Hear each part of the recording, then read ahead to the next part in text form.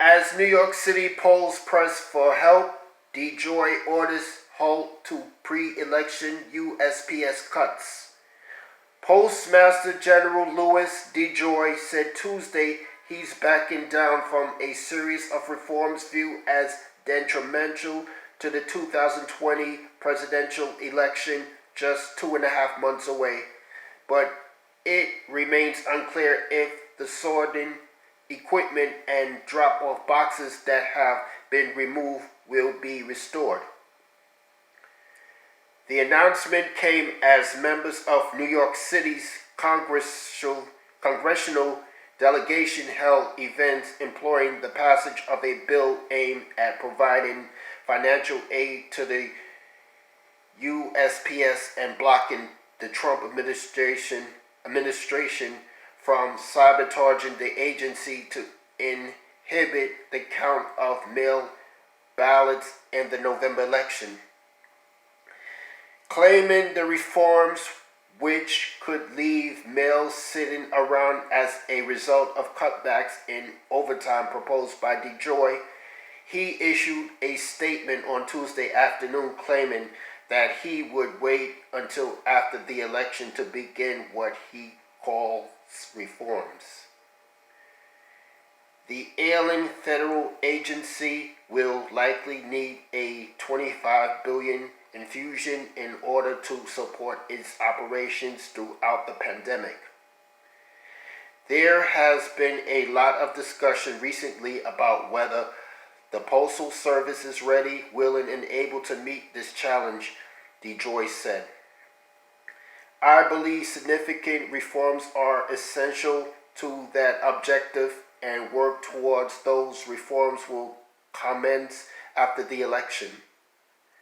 In the meantime, there are some long-standing operational initiatives, efforts that predate my arrival at the Postal Service that have been raised as areas of concern as the nation prepares to hold an election in the midst of a devastating pandemic.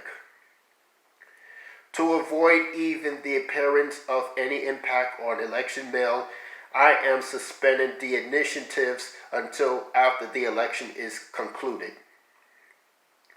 President Donald Trump alarmed New York politicians when he said on Fox News Thursday that he did not support delivering these funds to USPS based on the belief that it would only support people's right to mail-in voting, which he sees as a system riddled with fraud.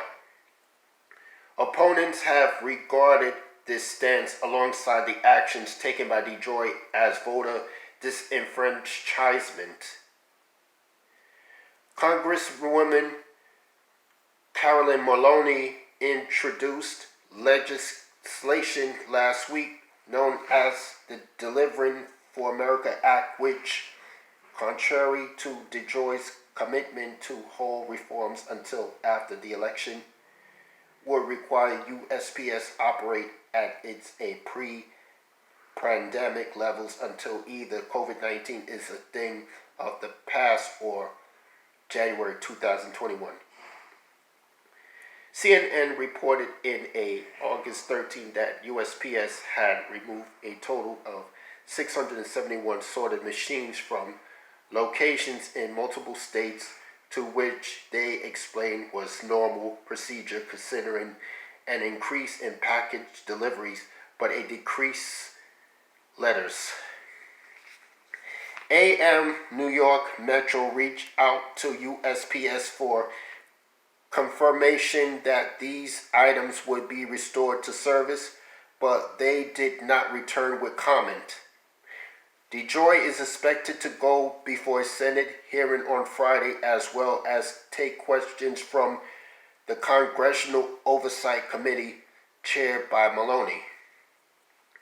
In Union Square on Tuesday morning, Maloney advocated for the passage of her own bill, the Delivering for America Act, in a special session of Congress later this week to put a pause on any reduction of service.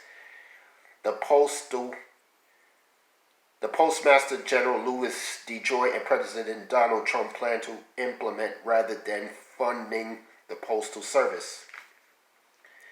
My bill will reserve action that have been taken by the Postmaster General to slow down the mail in what amounts to voter suppression, Maloney said. One of the reasons for this emergency is the president's own words last week on national television. He said he was opposed to funding the post office because he was opposed to mail-in voting. Think about it. It's one of the most undemocratic things I ever heard of.